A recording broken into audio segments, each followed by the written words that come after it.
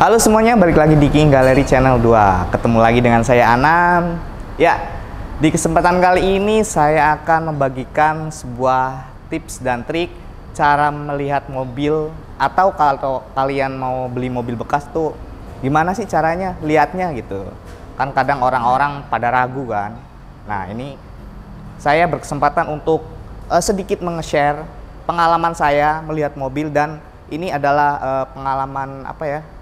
Intinya formal lah yang biasa orang lihat.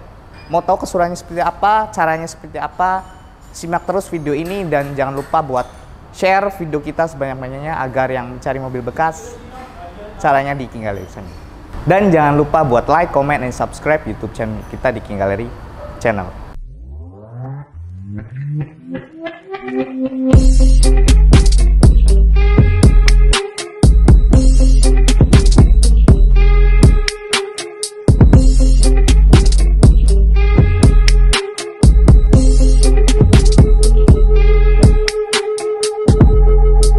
Oke, tips yang pertama dimulai dari bagian mesin dulu. Ini adalah sebagai otaknya ya, otaknya dari mobil. Oke, kita buka dulu.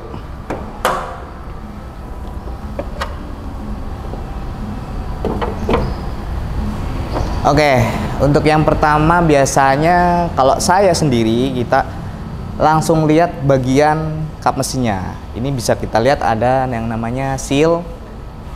Nah, ini seal ini kita bisa lihat kalau misal dia tidak rata atau ada keriting-keriting gitu, biasanya ini ada indikasi bekas nabrak. Itu yang pertama.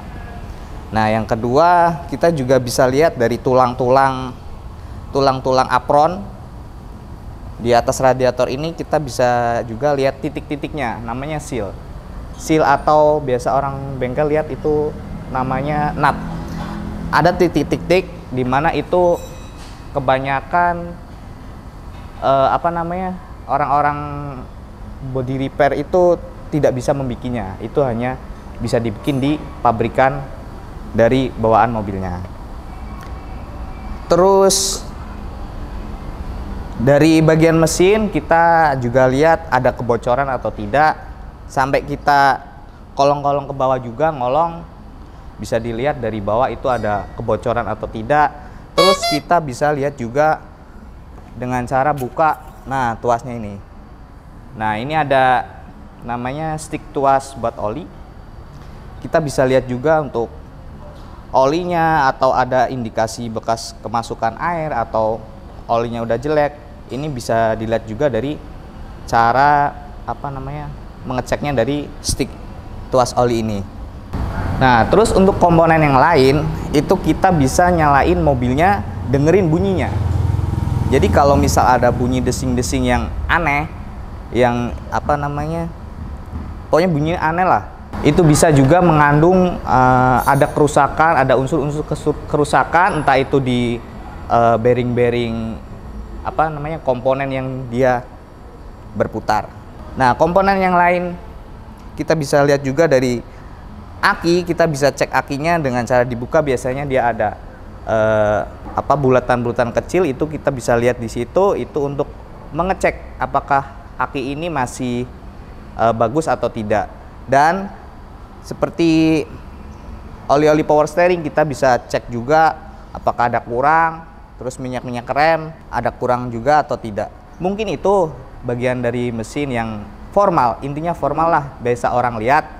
Itu juga dari pengalaman saya pribadi. Kita lanjut ke samping untuk lihat bagian bodinya. Untuk bagian bodi kita bisa lihat dari kalau kacamata saya sendiri sih udah bisa bedain yang namanya udah bekas cat ulang sama belum. Mungkin kalau yang orang-orang awam itu kita bisa lihatnya dari segi belangnya. Nah, ini contoh warna putih nih. Sebelah sini misal contoh ini belang, yang sini enggak gitu. Kita bisa lihat itu ada kemungkinan itu udah bekas cat ulang. Nah, untuk mengeceknya lagi kita bisa lihat dari samping. Dari sana ada sebuah pantulan cahaya, kita bisa lihat juga ini ada yang namanya kulit jeruk, namanya kulit jeruk. Kalau kulit jeruknya itu parah, gelombangnya itu parah, itu ada kemungkinan juga buat bekas cat. Nah, kita cek bagian tulangnya nih. Nah, di pintu-pintu, semua pintu ini juga ada yang namanya seal. Jadi kita bisa lihat juga kalau sealnya udah keriting, sealnya udah keriting, itu ada indikasi juga bekas tabrakan atau pernah diganti. Kalau diganti baru pun dia belum ada sealnya gitu. Nah, contoh pilar-pilar ini juga nih bisa dibuka ini. Ini ada nut-nutnya juga, nutnya masih lurus atau enggak, titik-titiknya ini. Kalau titiknya masih lurus berarti mobilnya belum pernah kenapa-napa. Nah, semua bagian pintu sih ada sealnya semua dan nutnya semua. Anda bisa cek juga apakah masih bagus atau tidak. Nih bisa dibuka begini juga nih karetnya.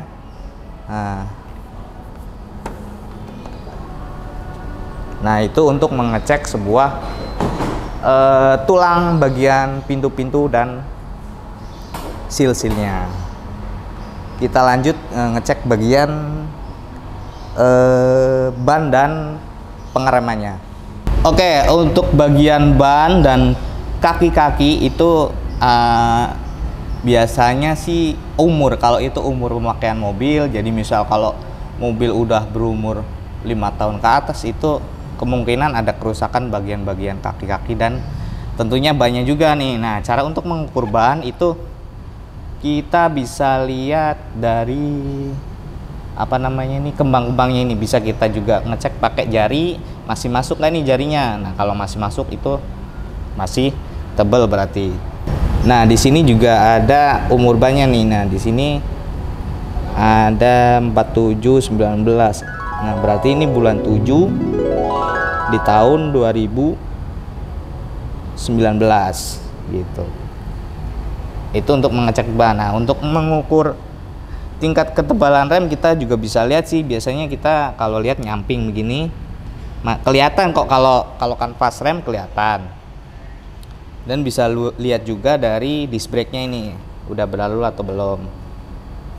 Untuk kaki-kaki sih biasanya itu kalau yang udah 5 tahun ke atas itu memang sih umur. Kebanyakan umur-umur mobil itu kalau sudah 5 tahun ke atas itu pasti ada kendala di bunyi kaki-kaki, di bunyi desing pas kita jalan, itu dari ban dan kaki-kakinya sendiri.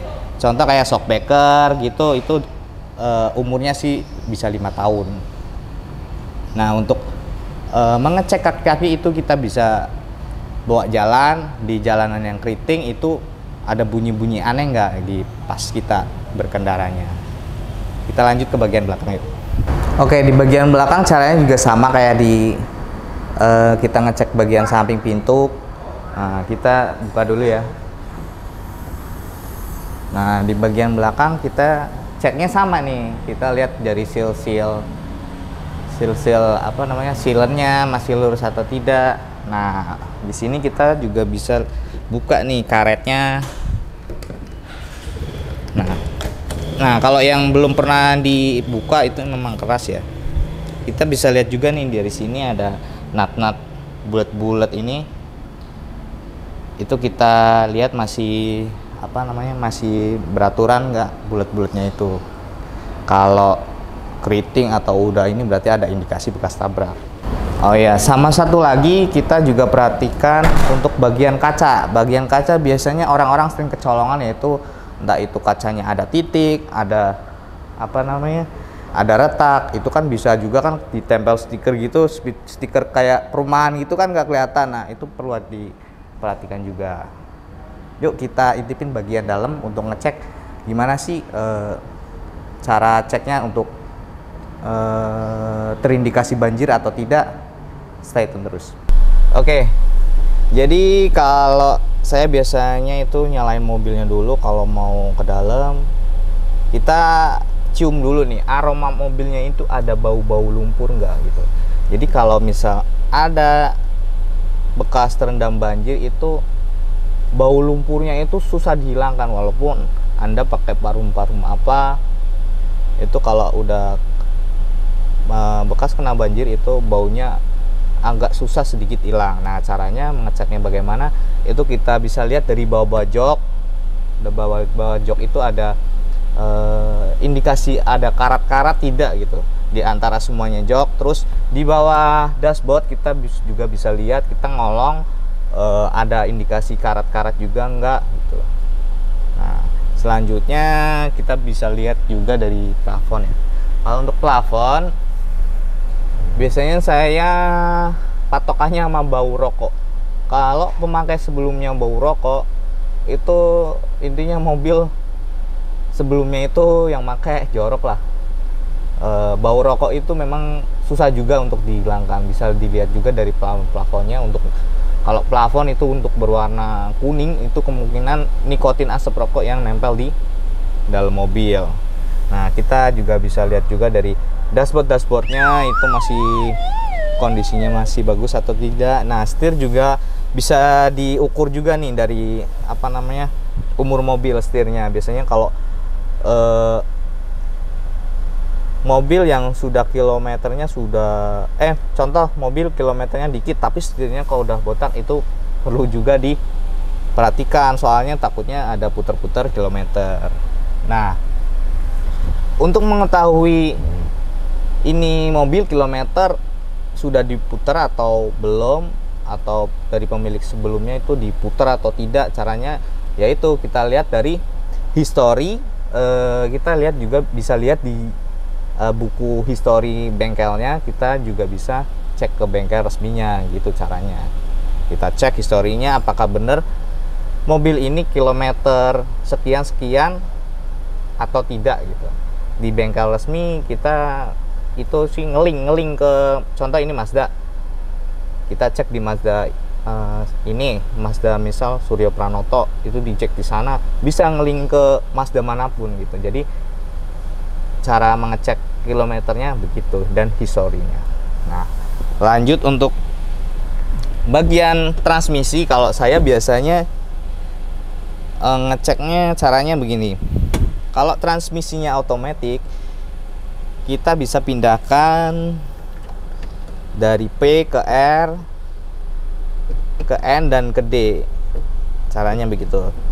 Diputar di tuasnya dipindah-pindah aja. Ada hentakan yang aneh tidak? Ada jedakan yang delay tidak? Begitu caranya. Kalau ada hentakan yang berlebihan atau jeda yang cukup lama, misal contoh sekian detik lah dia baru mau jalan, itu perlu diperhatikan juga. Itu bisa jadi ada indikasi kerusakan dalam transmisi. Begitu.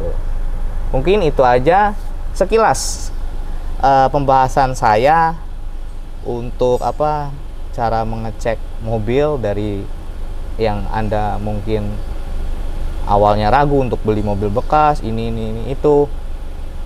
Ya, contohnya seperti itulah, yang formal aja, yang biasa saya lihat dan orang-orang lain lihat. Yuk kita ke depan.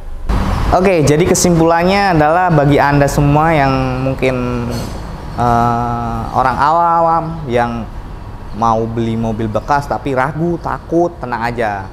Di King Gallery itu sudah menjamin semua dari seperti mesin, matic, kilometer, surat-surat.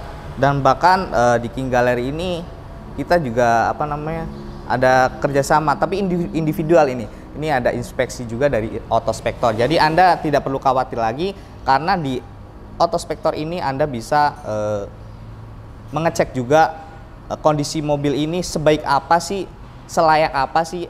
Di Autospektor itu juga bisa ketahuan semua lah. Nah, kalau Anda masih ntar jangan-jangan kerjasama nih sama Autospektor, tidak, karena Autospektor ya misal dia sebutin A jelek, ya dia bilang jelek gitu. Dia individual, nggak ada kerjasama yang ini antara kita. Jadi kalau misal kalian masih ragu juga boleh dibawa ke bengkel ini, contoh Mazda Biante.